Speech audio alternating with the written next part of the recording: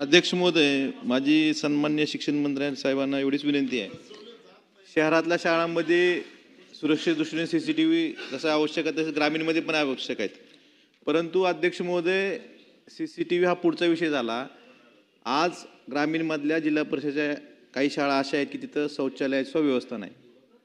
त्यामुळं शौचालयाच्यासाठी सुद्धा शासनानं लक्ष देणं गरजेचं आहे. आणि अध्यक्ष महोदय, आमच्या जिल्ह्याच्या बाबतीत सन्माननीय शिक्षण मंत्र्यांना मला एवढीच विनंती करायची की 54 जिल्हा परिषदेच्या माध्यमिक शाळा आहेत. या शाळा आमच्या इटकूर असेल, मासा असेल, खामसवाडी असेल, भूम तालुक्यातली इट आहे, जवळ निजाम आहे. 9वी 10वी पर्यंत शेकडो विद्यार्थी 9वी 10वीचे शिक्षण घेतात, परंतु त्या ठिकाणी विशेष शिक्षक दिला जात नाही. त्यामुळं एक जिल्हा परिषद शाळेमध्ये सर्वसामान्य माणसाचे लेकरं शिकतात, त्या ठिकाणी विशेष शिक्षक देणं गरजेचं आहे. तर माझी एवढीच विनंती आहे की त्या ठिकाणी जिल्हा परिषद शाळेत शिकणारा एका बाजूला अतिरिक्त शिक्षक आहेत आपल्याकडे जिल्हा परिषद एवढ्या मोठ्या प्रमाणात, आणि जर त्या ठिकाणी विशेष शिक्षक जिल्हा परिषद शाळेला मिळत नसतील तर याबाबत शिक्षण मंत्री महोदयांनी त्या ठिकाणी माध्यमिक शाळांना विशेष शिक्षक देण्याची सूचना द्यावीत. आणि अध्यक्ष महोदय, मागाशी मी 296च्या प्रस्तावित बोललो, आता शिक्षण मंत्री महोदय या ठिकाणी आहेत. आमच्या धाराशिव जिल्ह्यात 15 ते 20 तक्रारी आपण जे पोषण आहार म्हणून देतो मिलेट न्यूट्रिएंट बारचा, त्यात आळ्या निघाल्या तक्रारी आल्या आहेत. यावर कारवाई कराय का? आमदाराच्या तक्रारीवर आपण आमदार निवासचं कॅन्टीन बंद करता, पण विद्यार्थ्यांच्या आरोग्याच्या कंत्राटानं खेळ केला, त्याचं कंत्राट आपण रद्द करावं एवढीच विनंती करतो अध्यक्ष महोदय.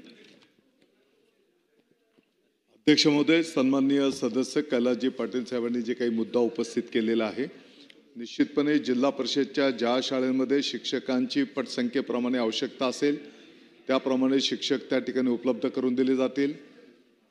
आणि जी काही आळ्या आढळून आलेल्या आहेत, ही जी काही आपण सूचना केली आहे, पाठीमागे मी स्वतःही न्यूज चॅनलला ती बातमी बघितल्याच्यानंतर संबंधित अधिकाऱ्यांना त्या संदर्भामध्ये कारवाई करण्याची सूचना केलेली आहे. आणि ही वस्तुस्थिती आहे की